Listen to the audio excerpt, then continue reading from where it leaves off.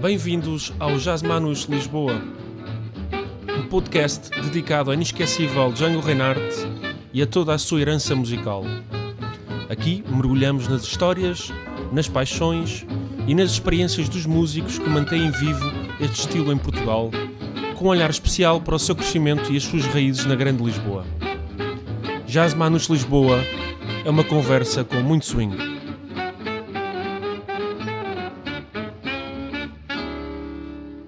Olá a todos os ouvintes, bem-vindos a mais um podcast de Jazz Manus Lisboa, dedicado à música do incrível Django Reinhardt. Como sempre, todas as segundas-feiras sai um novo episódio.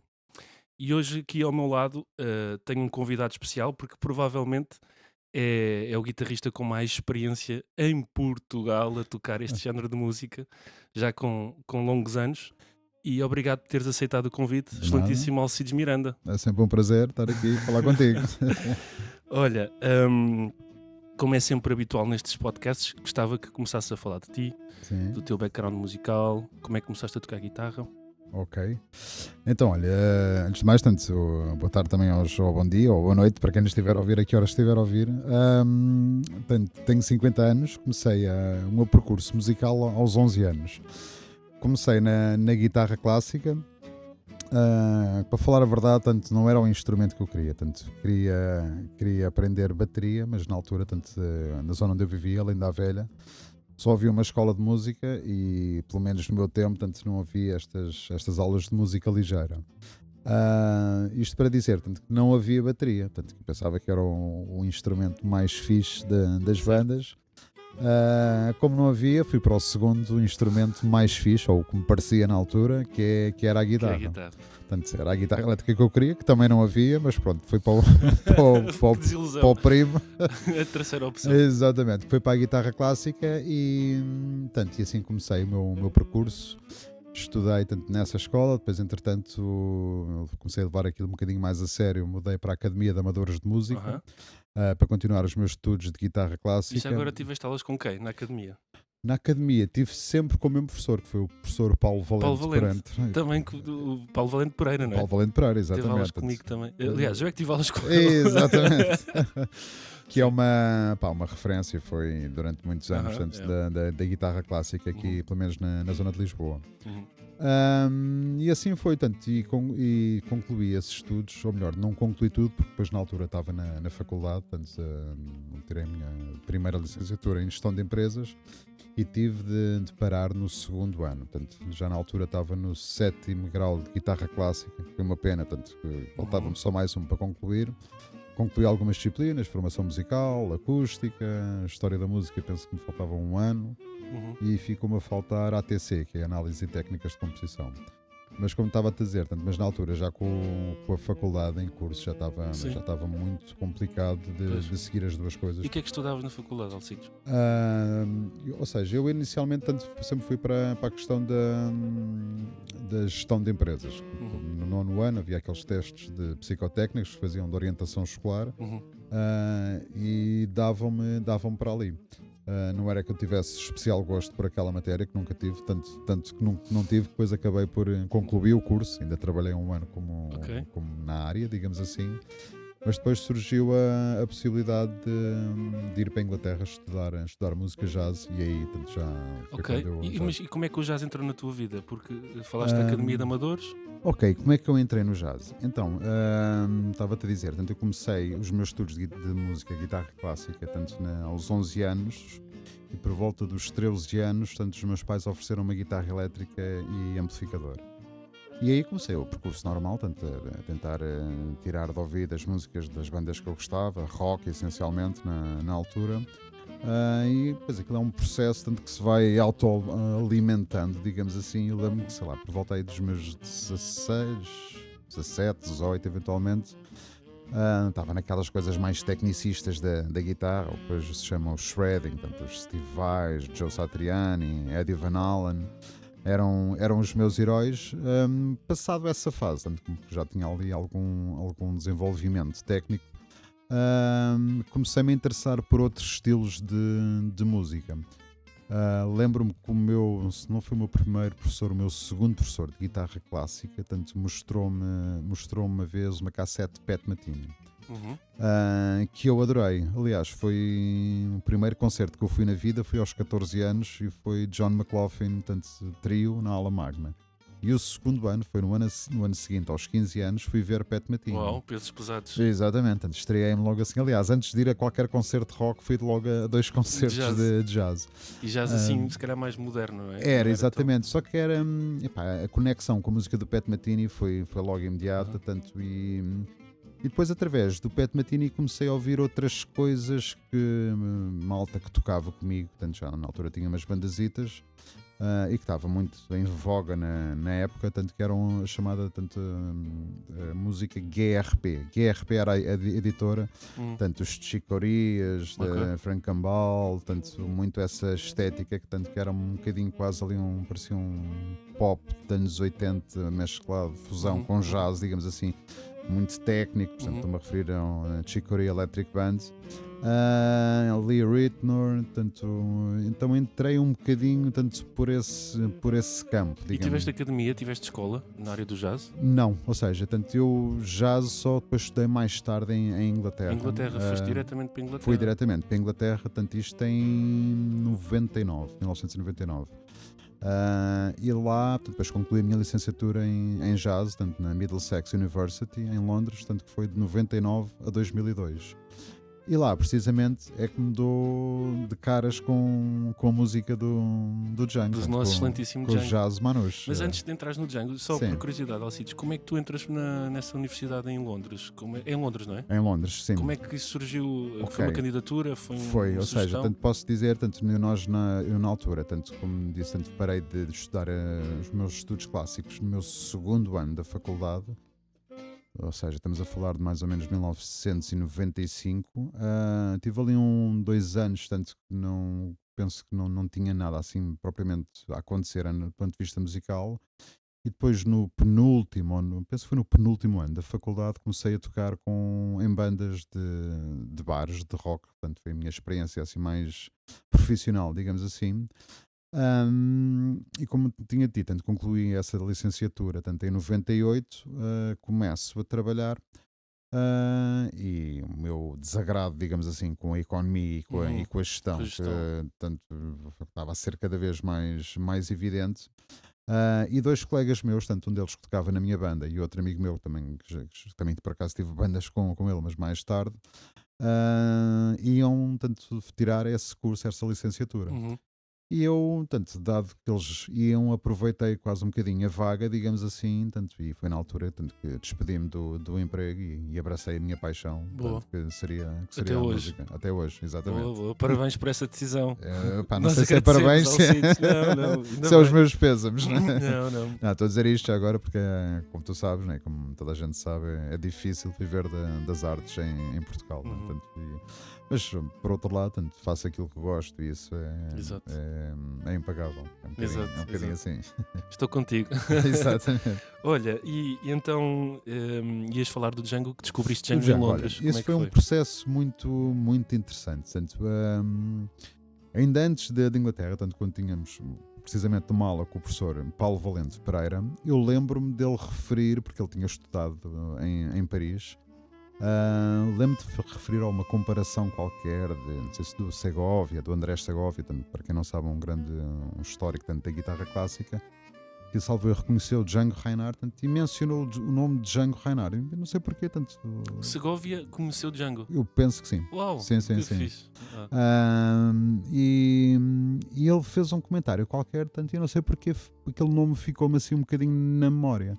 Anos mais tarde, quando estava em Inglaterra, quando cheguei à Inglaterra, foi logo no primeiro ano e foi logo, se não foi no primeiro mês, foi no segundo mês.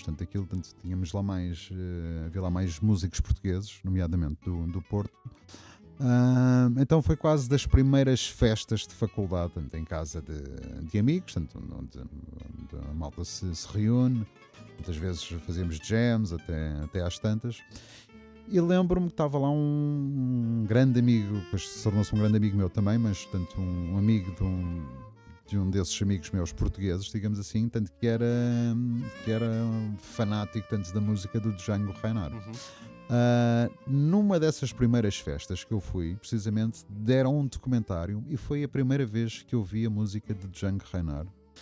O documentário, penso que é o Jungle Legacy, não sei se conheces, certo. aquele tanto que aparece o Jimmy Rosenberg muito pequenino a tocar e que diz o stop. Epá, e foi incrível porque senti ali uma conexão, logo aquela sensação de familiaridade com aquela música. Eu vou-te explicar porquê. Ou seja, eu começava tanto com os meus estudos de guitarra clássica, ao mesmo tempo ouvia muito flamenco também, nomeadamente Paco Lucia e Vicente Amigo, maioritariamente. Por cá, tanto enquanto português, a nossa proximidade com Espanha, tanto com os meus pais também são transmontanos, como os teus são, portanto, sempre vivi ali a cultura espanhola, também sempre teve, de certa forma, presente na minha vida e na minha família, digamos assim. Então, uma das primeiras sensações que eu notei foi que o jazz manouche, senti logo aquela conexão com música cigana, apesar de ser diferente do flamenco, mas aquela energia, aquele fogo, não é? Aquela fogosidade, aquele salero, como dizem os flamenquistas, digamos assim, foi-me logo familiar. E precisamente como o meu background é de guitarra clássica, senti logo um chamamento para essa música. Lembro-me, cheguei a casa e comecei logo a tentar replicar aquilo que tinha ouvido. E depois tenho uma história curiosa. Por exemplo, a primeira guitarra manouche que eu experimentei, que foi desse meu colega inglês, Ed Gogan, que é músico e ator também. Ele, na altura em que eu estava lá, passado pouco tempo, comprou a sua primeira guitarra manouche. Em Londres. Em Londres, que é de um luthier Dan Kyle, salvo erro, que é de Cornwall, que é no sul de Inglaterra, que curiosamente era a guitarra, ou pelo menos um modelo igual, que nesse mesmo documentário o Jimmy Rosenberg Estava a tocava. tocar. Exatamente. Até hoje foi das melhores guitarras manouche que eu toquei, ou seja, foi logo a primeira. Sim, incrível. Ou seja, então depois durante os meus 3 anos da faculdade, continuei a explorar esse estilo, muito embora por causa também da questão académica, e gostava de outras coisas. E só quando regresso a Portugal é que eu regresso em 2002 e aos poucos comecei cada vez mais a estudar esse tipo de música e com vontade de fazer uma banda, um projeto e depois que viria a acontecer. Já agora que entraste, deste esse mote, chuta. Ora bem, então eu comecei, como estava a dizer, esse meu interesse surgiu logo nessa altura, fui tocando e na altura numa escola de música, tinha um colega meu, o Nuno Serra, que também mostrou interesse por esse projeto e falámos em formar uma banda, um trio. Depois convidei um amigo meu, que tinha estudado comigo também em Inglaterra, o Nuno Fernandes. Baixista, e fizemos baixista, exatamente. E formámos os La Farce Manouche em 2005, 2006. Portanto, a formação era um trio, duas guitarras e contrabaixo. Exatamente, 2 guitarras e contrabaixo. A banda ainda teve algum. Existiu mais ou menos até 2014, 2015. Depois passou para quinteto, sofreu algumas reformulações. Tive a sorte de, em 2013, ter sido convidado para ir a Paris. Isso é uma história gira. Exatamente, de fazer uma turnê, pelos sítios idiomáticos que tu conheces, La Taverne Colonie, o Petit Joueur. Foi uma experiência super gratificante. Não foi propriamente o meu primeiro contacto assim, com músicos profissionais deste estilo musical. Não me recordo o ano, possivelmente 1 ano ou 2 antes, porque entretanto, depois também, quando regressei a Portugal, ia tendo outras formações de jazz mais straight ahead, mais convencional. Continuavas a tocar esse jazz convencional? Exatamente, continuava a tocar, ou seja, sempre toquei e sempre gostei de tocar em estilos diferentes, digamos assim. Durante muito tempo pensava que era uma desvantagem para mim porque não me especializava em nada, mas as coisas, pelo menos penso que isto surge naturalmente na vida.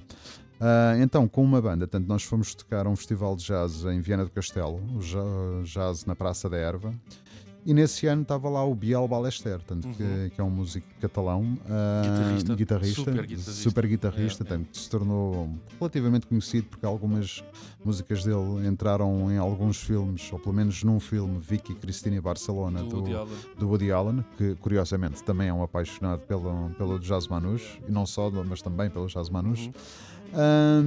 E aí foi quando eu decidi levar aquilo mais a sério. Portanto, comprei a minha primeira guitarra manouche e depois, como estava a te dizer, tanto, essa experiência depois surgiu em 2013, que tivemos um convite para ir a Paris.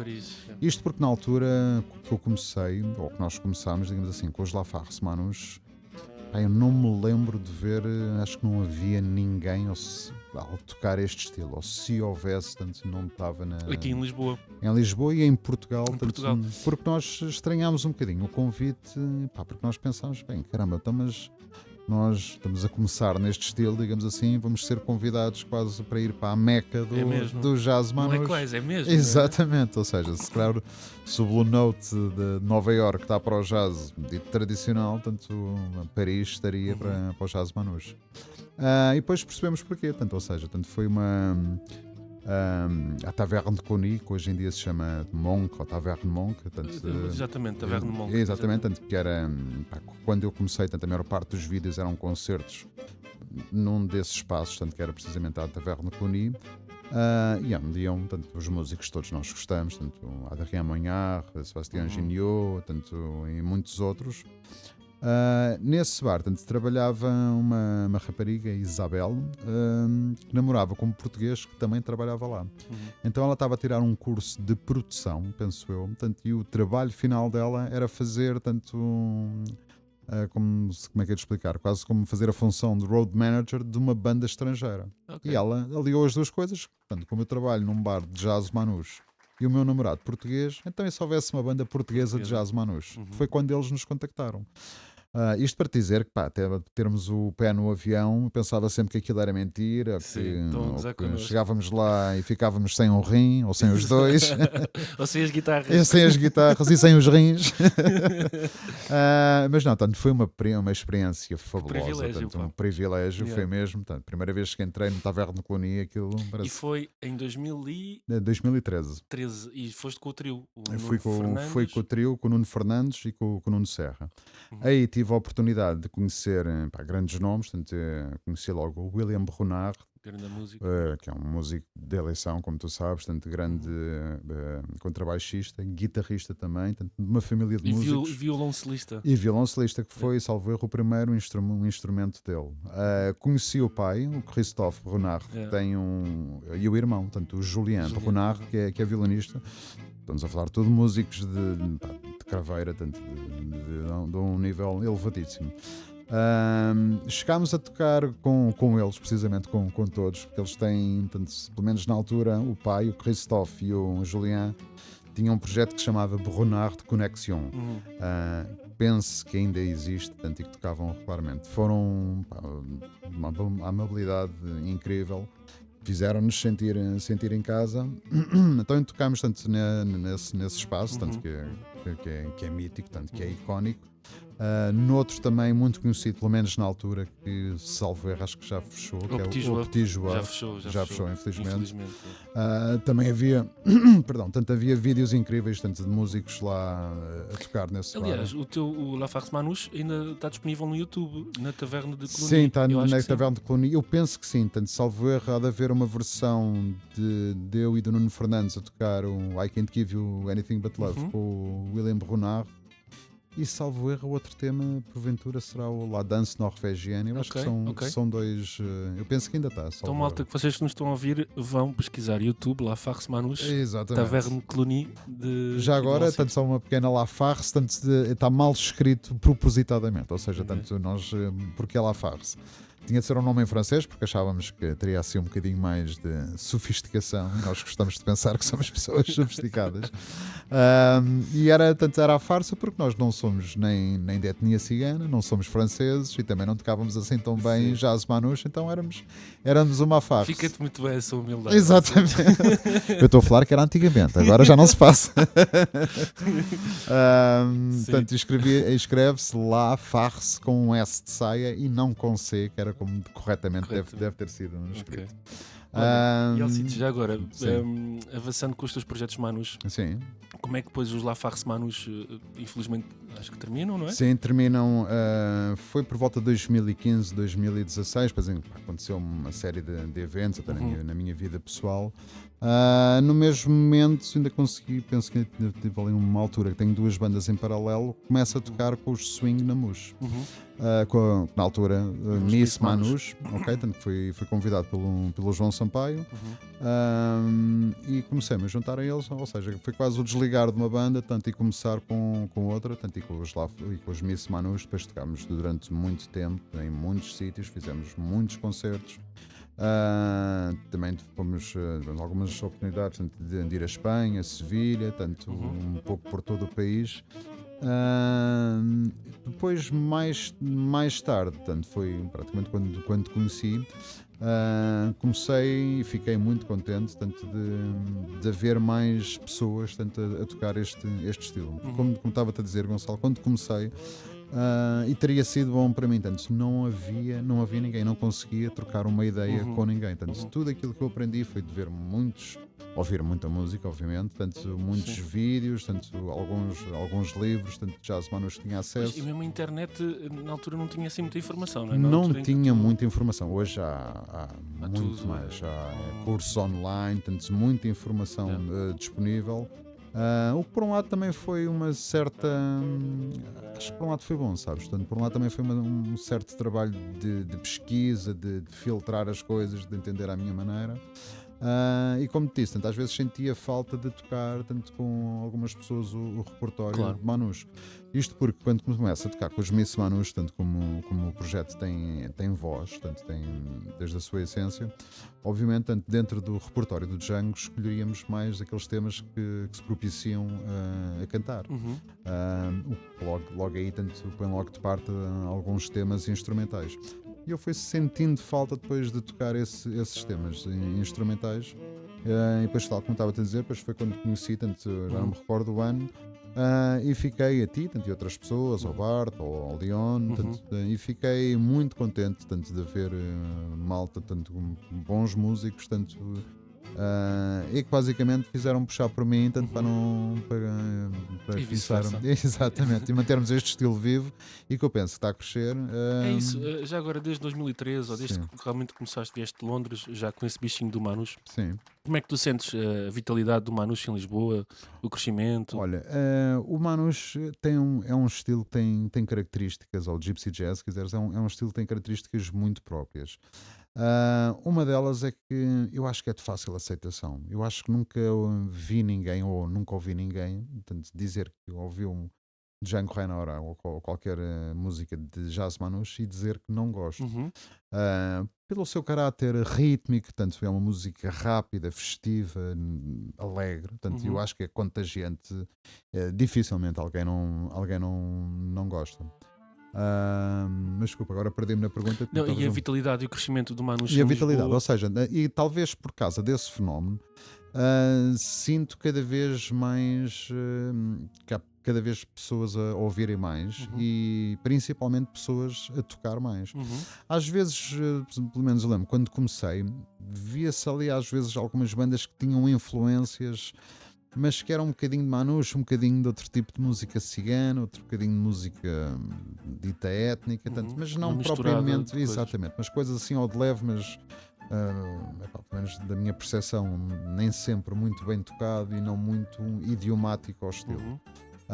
Porque como tu sabes, ou seja, tanto e como qualquer estilo musical, tanto tem as suas especificidades e que leva tempo até interiorizarmos e sermos mais ou menos convincentes tanto a tocar esse estilo.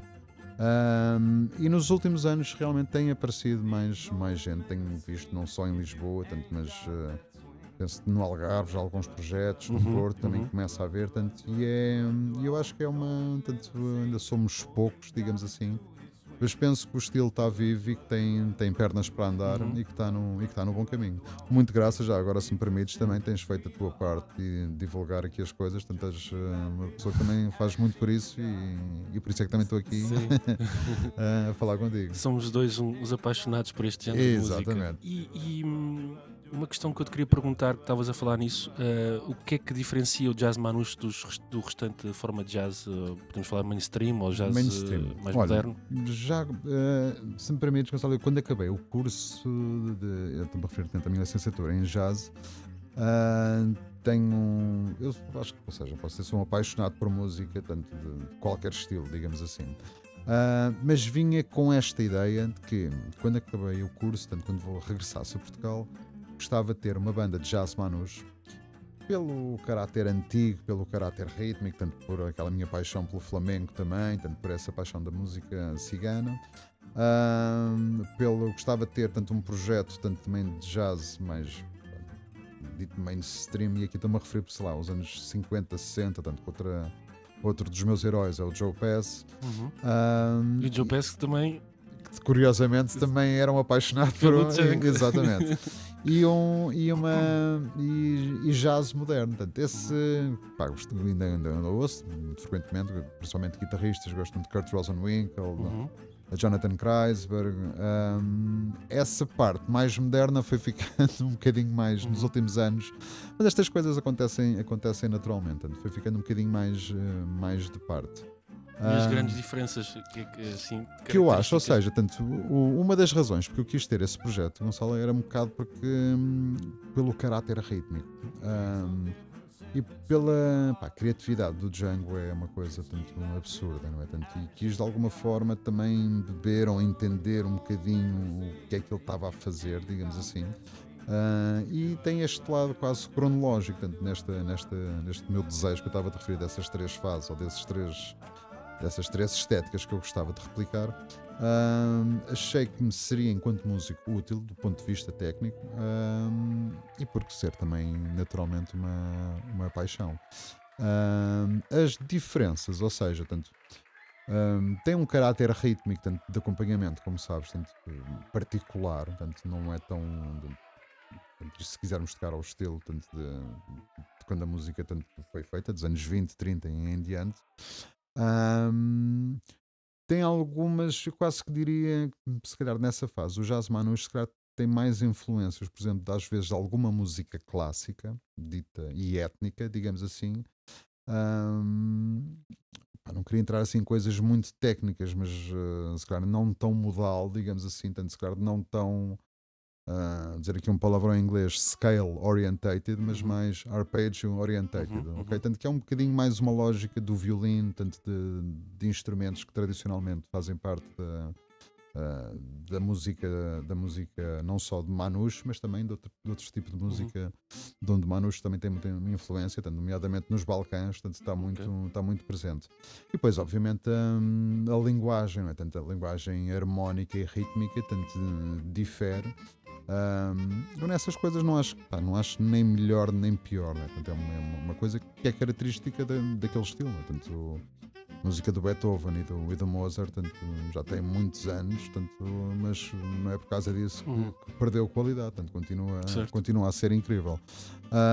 Mas eu diria tanto que é mais, tanto essencialmente como um acompanhamento rítmico, a percepção do swing ou time feel também é um bocadinho diferente, não é? Ou seja, enquanto se calhar no jazz mais straight ahead, isto para quem nos está a ouvir, tanto falamos muitas vezes no tocar laid back, que é ligeiramente atrás do tempo.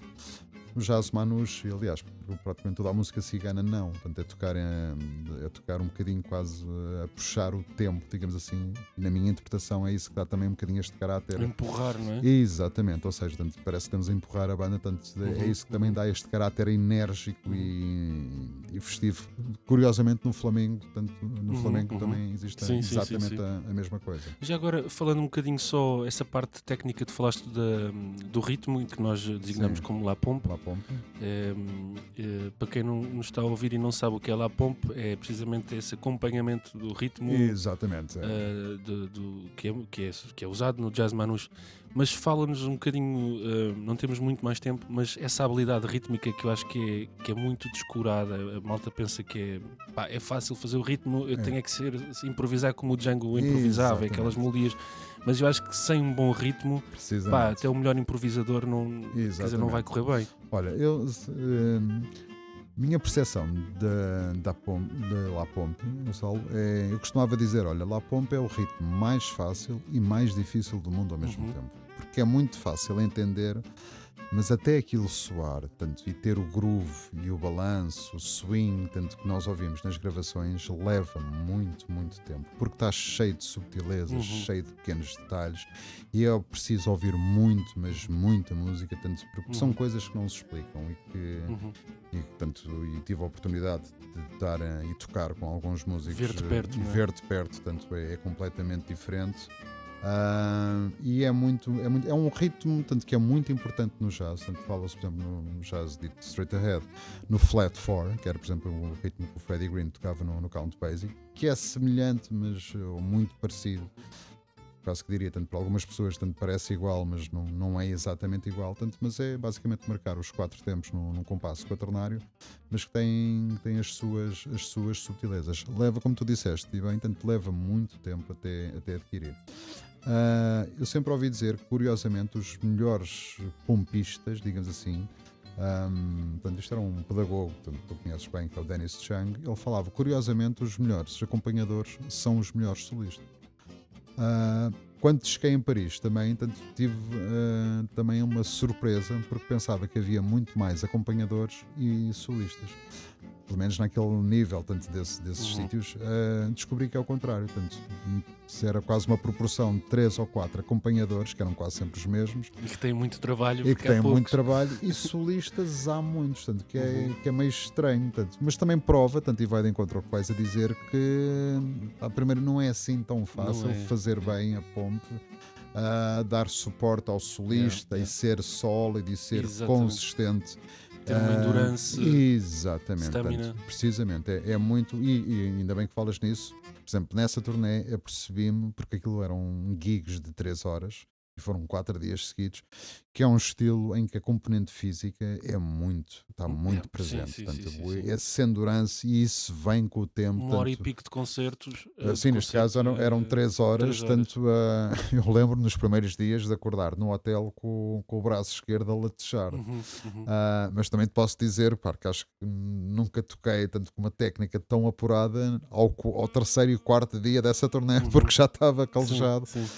E que mostra um bocadinho isso, ou seja, e como sabes, na sua gênese, música cigana, eles estão nos acampamentos, na fogueira, e não param de tocar, e é tocar de manhã à noite, aquela forma tão viva, tão presente, tão enérgica deles, também vem muito daí. Curiosamente, tal e qual como o Flamengo, lá está, música cigana tem muitas similaridades. De uma curiosidade, tu me falares desse concerto de 3 horas em que estavas a fazer o ritmo, que a dada altura claro que começamos a ceder, o corpo começa e tu arranjaste uma maneira quase que intuitiva ou inconsciente de defender, de conseguires arranjar uma forma que seja natural. Exatamente, ou seja, e encontraste respostas, que era... Foi interessante, porque foi quase o corpo que me ensinou, ou seja, posso agora especificar um bocadinho. Eu, quando fui para lá, precisamente porque não havia muita informação, só os vídeos, eu notava que a posição da mão direita, que se fala hoje, por exemplo, que é o chamado floating wrist, que é o pulso um bocadinho mais para fora e jogar com o peso da mão, e eu notava que alguns músicos têm o pulso mais para fora, outros que é praticamente reto, todos eles soavam bem, e eu andava um bocadinho preocupado com isso. Será que eu estou a fazer bem? Será que é mais para fora? Será que é mais para dentro? E como tu referiste bem, nesse foi logo no primeiro dia, já com muita fadiga muscular, quase ali no limiar da dor, comecei a sentir que a minha mão foi procurando naturalmente aquilo que era mais suave para ela, e de repente notei uma diferença do som. E olhei quase para mim, parece que era outra pessoa que estava a tocar, e disse para mim mesmo, é isto, uau. Ou seja, afinal foi essa fadiga muscular. E faz todo o sentido, ou seja, como referimos há pouco, tanto isto é um estilo em que é muito comum nos festivais, tanto nos acampamentos ciganos, estão muitas horas a tocar. E se não temos uma técnica eficiente, tanto não temos esse endurance.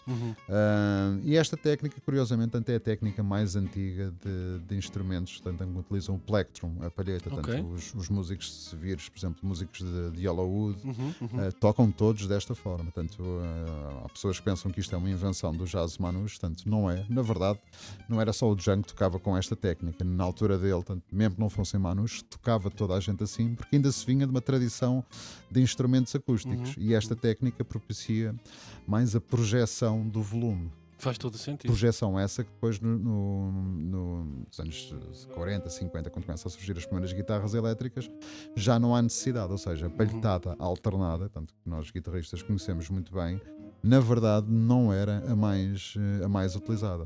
Curiosamente, por exemplo, sei que não o Django Reinhardt, o Joe Pass tocava com essa técnica, precisamente porque ele, não consigo precisar, mas penso que é ali por volta dos anos 50, 60, salvo erro. Já a eletricidade, já guitarras elétricas. Precisamente. E esta forma de tocar, tanto permite ter um som potente, porque jogamos com a gravidade, com o peso da mão, tanto sem esforço. Mas, por exemplo, lá está, isso quando eu me introduzi neste estilo, tive de aprender esta técnica que é mais difícil começando com outra, digamos assim, tanto reaprender. Sim, tanto, ou seja, e há sempre aquela coisa e depois será que depois vai-me interferir na outra técnica? No meu caso nunca senti isso, até porque as palhetas são mais grossas, comecei com ou seja, parece que é quase outra forma de tocar, é quase outro instrumento. Mas curiosamente até nesse aspecto técnico, tanto isso também me fez evoluir, tanto sinto que aquilo que, por causa por quem nos está a ouvir, tanto e conhece, tanto quando se muda de corda, tanto é sempre downstroke. Eu pensei que isto ia limitar-me tecnicamente. Curiosamente, aumentei a minha técnica. Acho que nunca toquei tão rápido como estou a tocar hoje, precisamente graças a essa técnica do manouche. Muito bem, excelentíssimo, Alcides. Temos que terminar. Que é bom, acaba rápido, não é? O que é bom acaba rápido. Eu tinha tantas perguntas para fazer e já estamos muito para além da nossa hora. E então, para terminar, gostava que escolhesses um ou dois temas do Django que gostes muito e explicasses rapidamente porquê, para a malta em casa ouvir. Olha, então se calhar posso-te referir o Vendredi 13 e o I'll See You in My Dreams. I'll See You in My Dreams. O I'll See You in My Dreams, se calhar, tanto seria minha escolha número 1, digamos assim, porque acho é um solo icónico, tanto é muito bem construído, super musical, tanto que revela toda a criatividade e a fantasia musical do Django. E ainda hoje continua a ser se não o melhor solo, na minha opinião, obviamente, tanto um dos melhores e daqueles que mais me fascina, porque tem um bocadinho de tudo, tanto e do ponto de vista musical, tanto ou teórico, também tem montes de coisas a acontecer, é absolutamente fenomenal, tanto quase que diria às pessoas, tanto se só quiserem ouvir um tema do Django, ouçam esse, por favor. I'll See You in My Dreams, de 1939. Só aqui uma curiosidade, esta música faz parte de um filme do Woody Allen que é o Sweet and Lowdown. Eu acho que é o filme, não sei se é a música do genérico, mas aparece muito no filme. Sim. É do Howard Allen, salvo erro. Não é a versão do Django, ok. Eu achava que era a versão do Django. Sim, eu penso que sim. Okay. Sim, mas é o do Pronto. Precisamente nesse E já agora uma piada entre nós que caracteriza aqui muito o Alcides, que este tema é conhecido como Alcides in My Dreams. Alcides in My Dreams, aqui exatamente. Entre nós, né?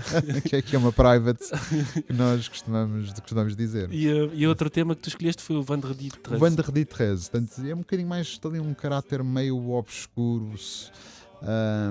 E denota uma coisa que já agora, se me permites, Gonçalo, eu gostava muito de dizer, que é na minha opinião, um dos encantos do jazz, e aqui acho que é transversal a todos os subestilos do jazz, é que muito da personalidade do músico, neste caso do improvisador, vem ao de cima. E eu não sei porque sempre tive esta percepção, que eu nunca, obviamente, por motivos óbvios, nunca conheci nem nunca conhecerei o Django Reinhardt, mas da forma dele tocar, note que seria uma pessoa bem disposta, com sentido com de humor, humor não é? Com muito incrível. humor. Eu também acho Note que isso no Django, note isso no Sonny Rollins e mais 2 ou 3 músicos. E esse solo, precisamente, do Vendredi 13, acho que revela muito a essência da sua personalidade. Ou seja, acho que é dos solos em que eu sinto mais que é o Django a ser Django. A escolha das notas, a forma como ele as toca, como as defende, digamos assim, é o maior de todos. Alcides, pá, muito obrigado. Nada, obrigado. Eu falo por mim, é um privilégio. Tens imensa sabedoria, imensa experiência e partilhar connosco é mesmo muito bom. E também para alimentar aqui este podcast. Master Alcides, muito obrigado. Obrigado, eu, Gonçalo, e foi um prazer para mim. Sucesso, todo o sucesso do mundo para a tua música. E para a nossa também, para todos nós. E quanto a nós, caros ouvintes, todas as segundas-feiras aqui o podcast Jazz Manus Lisboa. E não se esqueçam de Jam Session de tributo a Django numa língua, primeira e terceira terça de cada mês. Apareçam por lá. Obrigado e boa semana para todos.